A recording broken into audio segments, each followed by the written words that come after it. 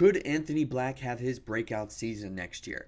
We're going to talk about his season last year and what that could mean for the upcoming season this year. But first, guys, if you haven't subscribed to the channel, make sure that you subscribe to Magic Digest. We're trying to build an Orlando Magic basketball community here on YouTube, and I love conversating with you guys, talking Magic basketball, and hearing where you guys think I'm right and where I'm wrong. But like I said, today we're going to get into all things Anthony Black. So we're going to kind of evaluate where he could end up going and where he could end up, or what he can end up being next year. Okay, so first things first, we're going to have to talk about what he did last season. Obviously, under 5 points per game. He was just in the Prove It video that I made yesterday, and he was just in that last video, and I was just talking about the guys that really need to prove it or next season can be really big for them. Anthony Black was one of those players, and it really just comes down to whenever you look at these statistics, nothing really jumps out because he didn't really get much of an opportunity. At the very beginning of the year, he had some games where he started, but as the season went on, that wasn't the case for him. Jamahl Mosley kind of went into a different direction. We're going to be talking about that depth chart really soon here. He decided to opt for some of the older guys, some of the veteran guys, some of the guys who could potentially also have a prove it year this year in a guy like Jalen Suggs. He decided those were going to be the guys to facilitate the offense, and he wasn't going to trust Anthony Black too much. Now, Anthony Black certainly didn't get the brunt of the criticism from fans about the two rookies from last year. That was Jett Howard, who spent most of his time in the G League, but Anthony Black didn't really get a chance to make a name for himself last year, and I think that was a really big thing, and that's the first thing that we need to talk about when we're really discussing Anthony Black. When you're talking about a guy having a breakout season in his second year, it almost seems pretty ridiculous when you actually look at the fact that he averaged 5 points per game last year. His game is not going to be points. It's going to be defense. It's going to be that energy that he's going to bring off the bench because that will be his role, and it's going to be what he can end up doing whenever he does have the ball in his hands. You see kind of some really positive things when he does have the ball in his hands, but most of the time it's not really because of his scoring. So just have to keep in mind that whatever you see in the box score isn't exactly going to be the end-all, be-all when it comes to Anthony Black. And we knew that when he was coming out of Arkansas. We knew that he wasn't going to be a stat sheet stuffer like that. Now, one thing that I think is really, really imperative to mention is that Markelle Fultz is gone. I just mentioned just a second ago that the starting lineup has, well, maybe not the starting lineup, I mean KCP is coming in, but some of the lineup in the depth chart has changed. We're going to take a look at that right now. So when we view this is kind of the ESPN depth chart, so it's got a couple of overlapping players in certain positions, but you kind of get the gist of it right here when we take a look. You got Suggs as the point guard. That is definite. KCP just came over. He's the second highest paid player on the roster. He's going to be the starting shooting guard.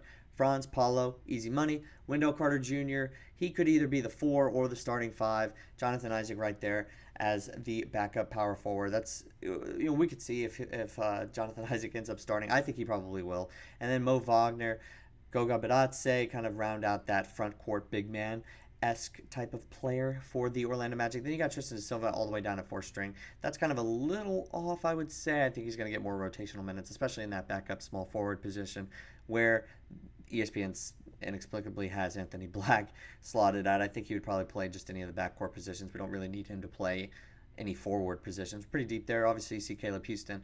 But when we take a look at the guard rotation outside of Suggs and KCP, after cleaning up the odd rotation that ESPN has in our front court, we're looking at Gary Harris, we're looking at Cole Anthony, Anthony Black, and Corey Joseph. Now, when Corey Joseph was signed, he was the last guy to be on the active roster for the Orlando Magic. I don't really see him getting any minutes over Anthony Black. And then when we take a look at Gary Harris and Cole Anthony, those aren't going to be, Gary Harris, I should say specifically, isn't going to be a very popular choice to put in the rotation over Anthony Black unless he ends up in some sort of slump that obviously is going to send him to the bench, and you just can't really have it whenever the Orlando Magic are really trying to compete. I don't really see that happening too much. He did at certain points last year feel like he lost his confidence. I think that was in part due to Jamahl Mosley kind of going the other way. But as you may have noticed, Fultz is gone.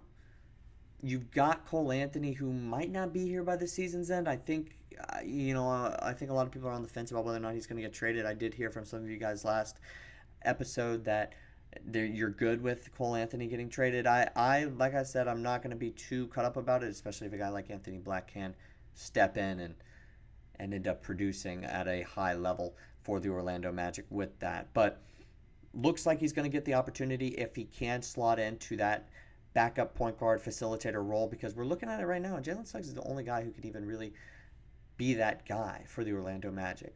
And when he's not on the court, is it going to be Paolo and Franz handling the ball for the most part? Maybe. That was Fultz's position last year, and I think that that's super important to mention, that was absolutely Markelle Fultz last year, and we saw it in the playoffs, and we thought that could have been Anthony Black at a certain point in the year, but by the end of the year, that wasn't the case. Okay, so I did also want to mention how well he played in Summer League. Well, Summer League is definitely a bit of a toss-up. When you see a former lottery pick, end up playing really well in the Summer League, I think you kind of just check the box that should be what's going on. Well, last year, we didn't really get to see too much of an Anthony Black, coming of age party, in a sense. But this year we did, and it was very short, but it was for that first game. Here's the write-up after the first game, talking about that Cleveland Cavaliers game in the Summer League. People kind of forget just how amazing that game felt for all of the young guys having amazing games. Caleb Houston, Jett Howard, Anthony Black, and Tristan da Silva all really balled out, and they killed the Cavs by, 30-something points? That was a game where we really saw everything for Anthony Black go well, and I think that that's really important to mention, because he did hurt his ankle in the second game against the Pelicans, and he was a little bit off in that game, but at the end of the day, I think you saw his confidence actually kind of come back. A level of confidence that we hadn't seen since the early part of last season. And I think that that's super important to mention, because when a player loses his confidence, I think almost at a certain point you can kind of eliminate them from playing in the playoffs, because that is going to test your confidence. And you can't fail in the playoffs like that, or else it's obviously way higher stakes and your team is not better off for it. Now, I did want to read some of the comments that you guys have been leaving me about Anthony Black and about some of the things that happened with the Orlando Magic last season. And we're going to start with this comment from the last episode. I think it's bonkers that AB got benched over Fultz. We knew we were done with Fultz. Why not give AB that valuable experience? It would have done wonders for the kid. I feel the same way about Ingles over Jett.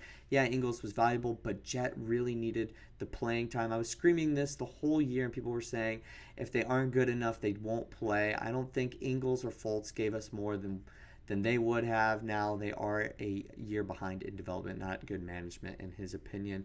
And don't get him started about Gary Harris. Honestly, that's completely fair.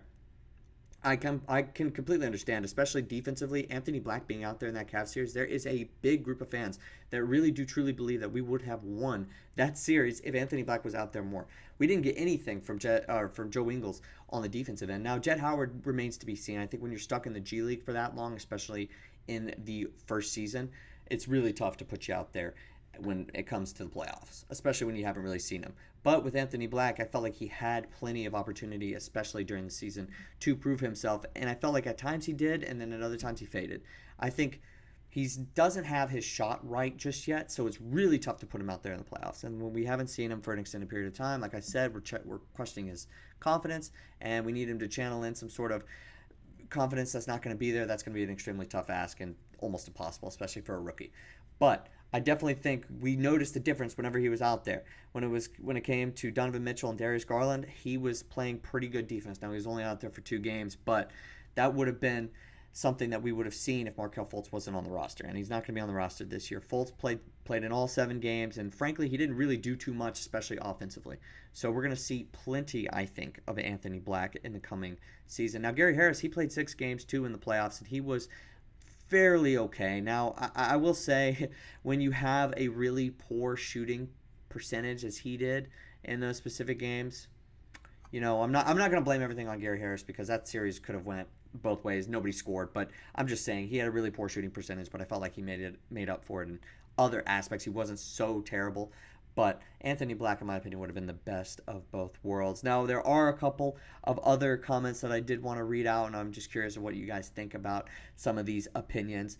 And it really just comes down to, I think AB being held out of the playoff rotation will make him even hungrier this offseason, prove that he should always have received the playing time, and he will prove it going forward. And then we got another person saying AB was really impressive, especially being thrown into the starting lineup so early. He exceeded any expectations, especially with his 3-point shooting. And that is correct. He didn't have his shot throughout the year, but he was fairly decent, especially percentage-wise. Most people said his shot was pretty rough and would be around 30% for him, but he ended up with 40%. close to 40% for his rookie year, which is a good sign. I do actually agree. And then here's another comment that is also reiterating the fact that maybe they would have beat the Cavs. I don't know for sure, but I definitely think something could have been different because his just defense is so great. The Magic would have beaten the Cavs had they played Black to slow down Garland and Mitchell. Not to mention his stellar spot-up shooting, off-ball screening, and cutting are very important, especially when you get into playoffs. Still a decision I'm questioning for Mosley with these numbers and everything. And he's referencing the shooting percentages and everything like that. Maybe it's the fourth man in the rotation next to Suggs in the backcourt, Franz and Paolo on the wings. The future for the point guard position for the Magic is bright, and it includes Anthony Black. He is selfless and makes the right plays. Okay.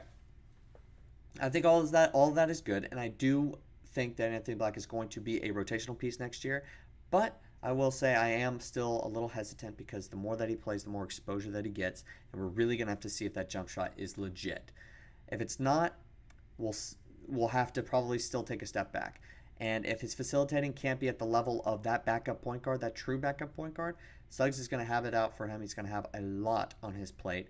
And I think Cole Anthony is probably going to get that nod to be that facilitator when the team doesn't have Suggs out on the court. But guys, let me know what you think Anthony Black will be for us next season. Do you think he will have a breakout year or not? That's all the time that we have for today. I will see you guys next time with some more Orlando Magic basketball news. But until then, see you next time.